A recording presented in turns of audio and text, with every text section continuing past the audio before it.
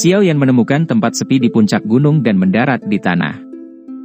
Setelah itu, dia menuju ke kaki gunung. Dia tanpa daya menggelengkan kepalanya ketika dia melihat aliran manusia yang padat di luar pegunungan petir angin. Sepertinya orang-orang ini semua ada di sini karena pertemuan besar 4 pavilion. Aku ingin tahu apakah pertemuan besar 4 pavilion telah dimulai? Xiao Yan bergumam pelan pada dirinya sendiri. Dia jatuh sejenak berpikir sebelum dia tiba-tiba mengeluarkan item seperti kulit transparan tipis dari cincin penyimpanannya. Setelah itu, dia menutupinya di wajahnya. Hampir seketika, beberapa perubahan terjadi pada kontur wajahnya. Jika seseorang tidak melihat dengan cermat, kemungkinan besar akan sulit untuk mengenalinya. Item ini, yang sedikit bisa mengubah penampilan seseorang, adalah hal kecil yang diberikan dokter peri kecil kepadanya ketika mereka menuju ke Kekaisaran Chuyun saat itu. Tidak disangka bahwa itu masih akan berguna setelah bertahun-tahun berlalu. Dia menyembunyikan penampilannya untuk menyelamatkan dirinya dari masalah. Saat ini, semua orang menyadari permusuhannya dengan pavilion petir angin. Jika dia muncul secara terbuka di tempat ini, kemungkinan pavilion petir angin tidak akan berdiri diam di sampingnya. Ada banyak ahli di pavilion timur. Selain itu, kepala pavilion petir angin tinggal di sini.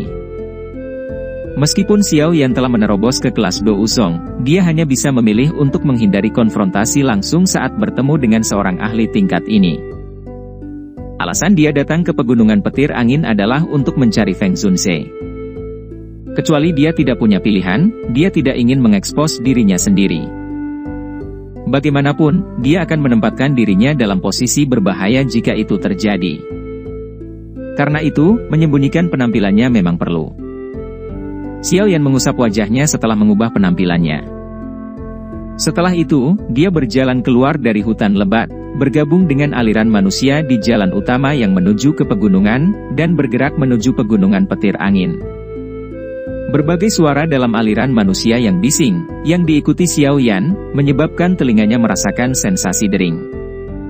Namun, Xiao Yan hanya bisa tertawa saat dia dengan paksa menahannya. Sialan, terlalu banyak orang.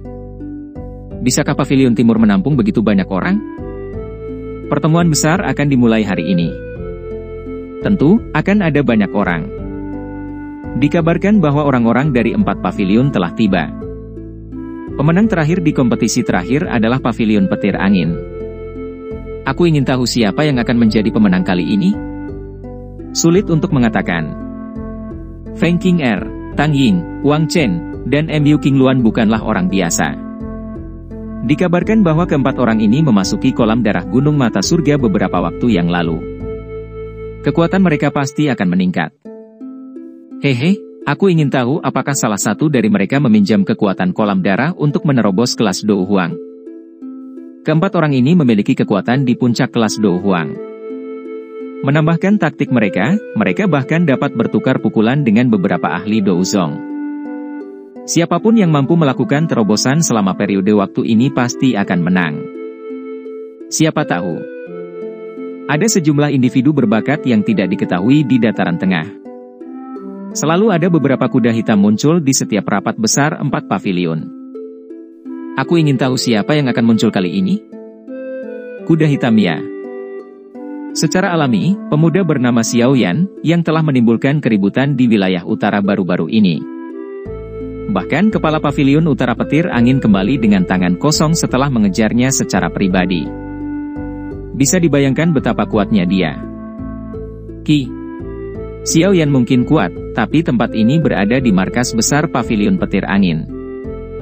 Apa menurutmu dia berani datang ke sini? Xiao Yan tanpa sadar terkejut saat mendengar percakapan di sekitarnya akhirnya membicarakannya. Tangannya tidak bisa membantu, tetapi mengusap wajahnya. Tidak disangka dia memiliki reputasi seperti itu di wilayah utara ini. Namun, ini bukanlah yang dia inginkan. Jika namanya menyebar ke telinga, Hall of Souls, kemungkinan hal itu akan menjadi lebih merepotkan. Xiao Yan berhasil masuk melalui pintu masuk pegunungan di tengah suara yang mengerikan. Ada murid dari pavilion petir angin yang menjaga ketertiban di sekitar pintu masuk.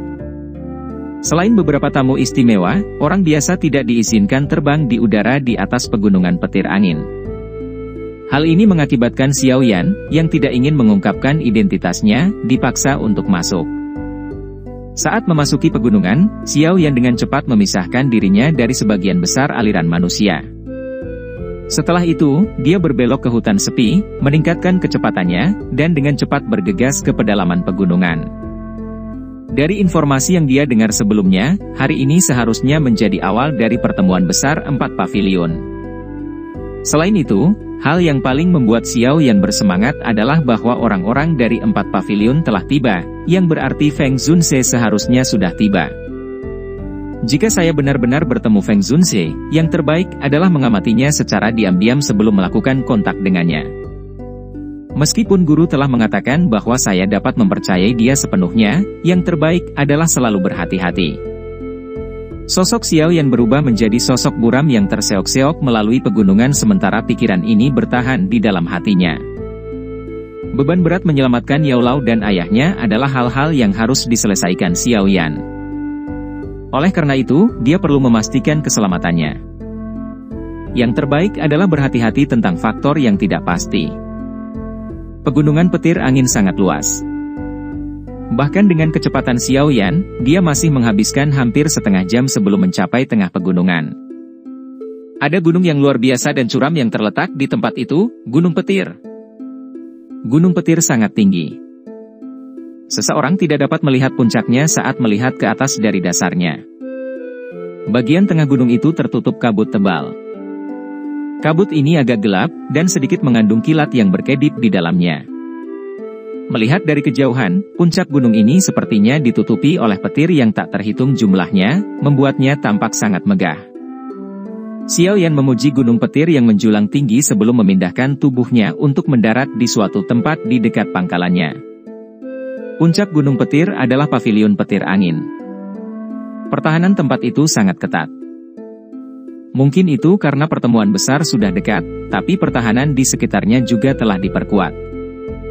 Terkadang ada sosok manusia yang mengepakkan sayap douki di langit.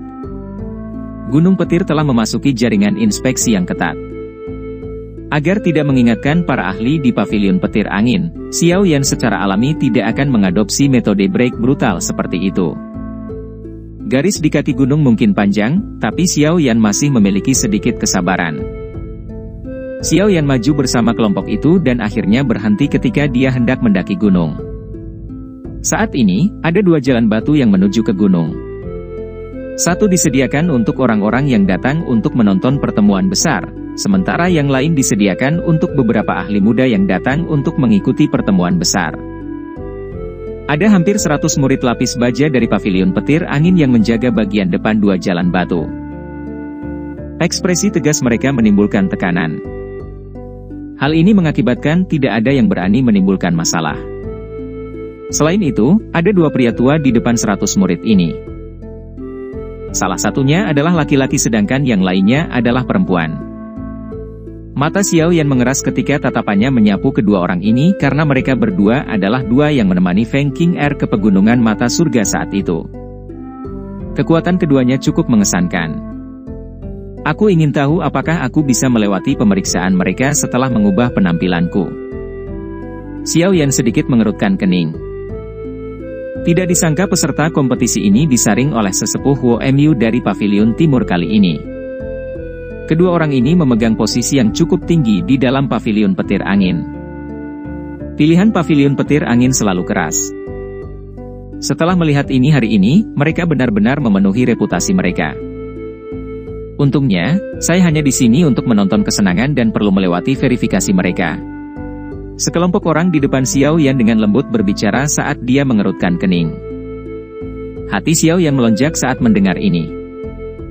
Sepertinya tidak semua orang harus diperiksa oleh kedua orang ini. Saya pikir semua orang tahu tentang aturan pavilion petir angin saya. Siapapun yang ingin berpartisipasi dalam pertemuan besar pertama-tama harus mencapai kekuatan bintang Dou Huang atau lebih tinggi. Kedua, dia harus berusia kurang dari 30 tahun. Ketiga, orang ini harus bertahan selama 5 pertukaran di tangan saya yang lama. Hanya dengan memenuhi ketiga syarat ini seseorang akan memiliki kualifikasi untuk berpartisipasi. Tentu saja, jika Anda hanya di sini untuk menyaksikan kesenangan, Anda bisa mendaki gunung menggunakan jalan batu sebelah kiri. Seorang penatua berpakaian merah Huo menjelaskan sementara semua orang terlibat dalam percakapan pribadi. Keributan yang cukup besar terjadi ketika kata-kata ini terdengar. Memenuhi salah satu dari 3 kriteria ini bukanlah perkara mudah, apalagi ketiganya. Itu sangat ketat. Kebanyakan orang memilih jalan di sisi kiri dengan kriteria yang begitu ketat. Xiao Yan ragu sejenak sebelum mengikuti aliran manusia ke jalan batu sebelah kiri. Tujuannya hanyalah untuk menemukan Feng Zunse. Dia tidak tertarik untuk bertarung di dalam pavilion petir angin. Beberapa masalah tidak akan terhindarkan jika dia akhirnya dikenali oleh orang lain. Saat sebagian besar orang memanjat jalan batu di sisi kiri, ada juga beberapa anak muda yang merasa cukup kuat untuk mencoba jalan yang benar. Namun, semuanya disingkirkan oleh penatua Huo tanpa kecuali. Orang-orang ini mungkin hampir tidak memenuhi persyaratan Dou Huang bintang 3, tetapi jelas bahwa mereka adalah mereka yang mengandalkan pil obat atau harta alam untuk mendukung mereka. Kekuatan bertarung mereka mirip dengan Dou Huang bintang 2. Para tetua Huo Mu bahkan tidak mengangkat mata mereka saat melawan orang-orang yang lemah ini. Xiao Yan di sampingnya juga tertawa di dalam hatinya saat melihat ini. Setelah itu, dia meningkatkan kecepatannya dan melangkah ke jalan batu di sebelah kiri. Tunggu. Kaki Xiao Yan baru saja menginjak jalan batu ketika penatua Huo di samping tiba-tiba menoleh sebelum Xiao Yan bahkan bisa memanjat. Penatua Huo mengerutkan kening saat dia melihat Xiao Yan. Tinju di bawah lengan Xiao Yan diperketat saat mendengar teriakan ini. Dia menoleh perlahan dan menatap penatua Huo. Mata penatua Huo perlahan menyapu wajah Xiao Yan sebelum berkata dengan samar, "Kamu tampaknya telah mencapai kualifikasi untuk berpartisipasi dalam kompetisi. Mengapa Anda tidak mencobanya?" Banyak tatapan tertuju pada Xiao Yan saat kata-kata ini terdengar. Ada banyak orang sebelumnya yang belum lulus ujian, namun orang ini, yang tampak biasa, memiliki kemampuan seperti itu? Saya tidak tertarik dengan pertemuan besar. Alasan saya datang ke sini adalah untuk mencari seseorang. Suara Xiao Yan tampak sedikit serak di bawah tekanannya. Setelah mengucapkan kata-kata ini, dia mengabaikan penatua Huo, berbalik, dan naik ke puncak gunung, meninggalkan sekelompok tatapan tercengang dalam prosesnya. Orang ini, terlalu sombong, bukan? Wanita tua di samping penatua Huo mengerutkan alisnya, menatap punggung Xiao Yan, dan bertanya, apakah ada yang salah dengan orang itu? Entahlah. Aku hanya merasakan energi afinitas api alam tiba-tiba berfluktuasi sedikit ketika dia melangkah ke jalan batu. Untuk beberapa alasan yang tidak diketahui, orang ini memberi saya semacam perasaan yang tidak bisa dijelaskan. Penatua Huo mengerutkan alisnya dan tertawa getir. Dia menghela nafas, itu kemungkinan besar hanya ilusi. Jalan batu itu sangat panjang. Sekilas, itu seperti ular berkelok-kelok besar yang mengikuti pegunungan sampai ke puncak sebelum menghilang di awan gelap yang jauh. Seseorang akan merasa sangat kecil saat berjalan. Langkah kaki Xiao Yan berlanjut dengan kecepatan tetap saat dia perlahan berjalan ke puncak gunung. Kedua sisi jalan pegunungan ditutupi dengan pohon besar berwarna perak. Pohon seperti itu cukup aneh. Pohon jenis ini tidak memiliki daun. Seluruh keberadaannya seperti pilar lurus. Hal yang membuat Xiao Yan terkejut adalah bagian dalam pohon berwarna perak yang sangat besar ini mengandung energi petir yang pekat. Jika seseorang menggunakan kekuatan spiritual seseorang untuk merasakannya, seseorang akan dapat menemukan gelombang aura petir di puncak pohon besar yang berulang kali melonjak. Akhirnya, awan itu naik menjadi awan gelap di langit. Xiao Yan menghentikan kakinya saat dia melihat pemandangan ini, tenggelam dalam pikirannya saat dia melakukannya. Alasan gunung petir memiliki kekuatan petir angin yang menakutkan mungkin terkait dengan pohon-pohon yang tidak biasa ini. Dengan pepohonan perak yang memberikan kekuatan petir, awan gelap di langit tidak akan pernah tersebar. Dengan demikian, seseorang akan dapat mencapai efek ganda dengan setengah usaha saat berlatih metode Ki Afinitas Petir di tempat ini. Pavilion petir angin ini benar-benar tahu bagaimana memilih tempat. Xiao Yan memuji mereka di dalam hatinya. Kakinya baru saja bergerak ketika jeritan burung bangau tiba-tiba bergema. Semua orang segera mendongak untuk melihat burung bangau yang indah dan berwarna-warni mengepakkan sayapnya saat terbang dari bawah gunung sampai ke puncak. Bangau besar berwarna 7? Mungkinkah Nona Feng dari pavilion petir angin yang ada di sana? Jalan pegunungan segera mengeluarkan banyak seruan dan suara iri ketika mereka melihat 7 burung bangau berwarna. Tatapan Xiao Yan juga berhenti di 7 derek besar berwarna itu. Dia tidak melihat bangau warna-warni itu lagi. Sebaliknya, tatapannya tertuju pada sosok anggun di belakang derek besar itu. Melihat punggung familiar itu, wanita ini memang Feng Qing'er. Bangau yang sangat besar tidak berhenti karena banyaknya seruan dari jalan pegunungan.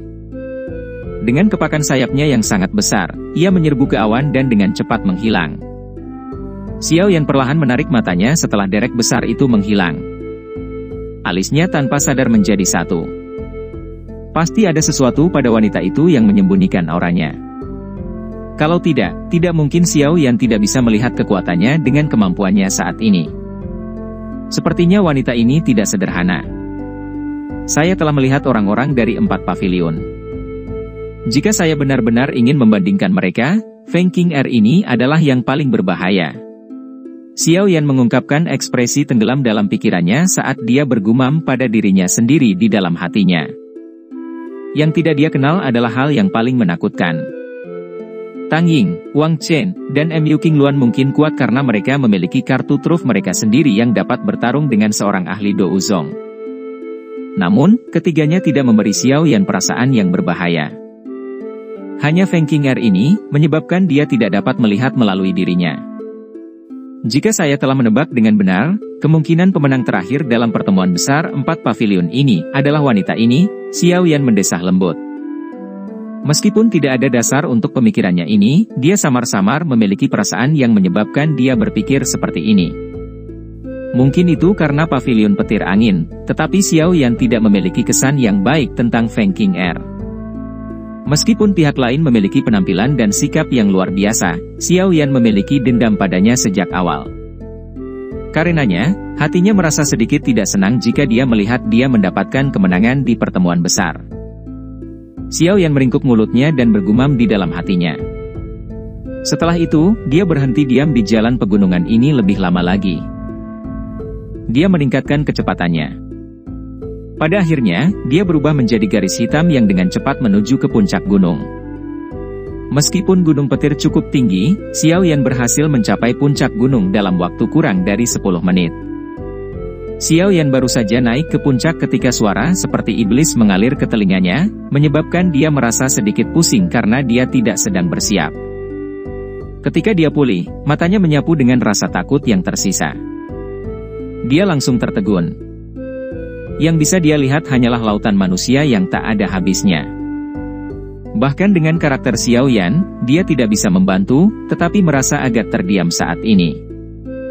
Dia tidak berharap pertemuan besar 4 pavilion ini benar-benar menarik arus lalu lintas manusia yang begitu gila.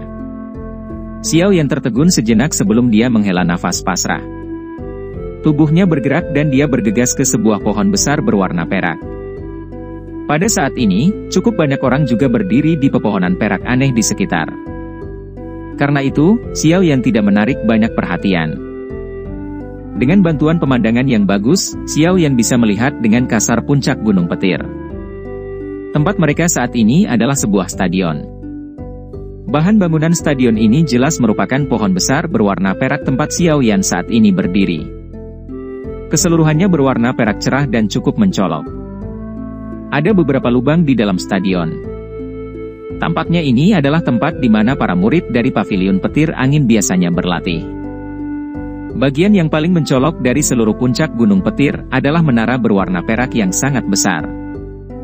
Menara ini setidaknya setinggi 3-400 kaki, tampak sangat megah. Cahaya kilat berkedip-kedip di sekitar menara sementara puncaknya dimasukkan ke lapisan awan, memberikan perasaan yang sangat misterius. Ada banyak bangunan di puncak gunung, kemungkinan tempat tinggal murid pavilion petir angin. Xiao Yan hanya menyapu pandangannya ke sekitar tempat ini sebelum menghentikannya di depan stadion besar berwarna perak. Ada beberapa kursi kayu perak ditempatkan di tempat dengan pemandangan yang sangat bagus. Cukup banyak murid pavilion petir angin yang tampak tegas berdiri di depan kursi itu. Melihat aura yang samar-samar merembes keluar dari mereka, jelas bahwa mereka bukanlah murid biasa. Saat ini, semua kursi ini kosong. Jelas, mereka yang memiliki kualifikasi untuk duduk di dalamnya adalah kelas berat di 4 pavilion. Xiao Yan duduk bersila di pohon perak ketika dia melihat bahwa pertemuan besar belum secara resmi dimulai. Setelah itu, dia menutup matanya dan memulihkan diri.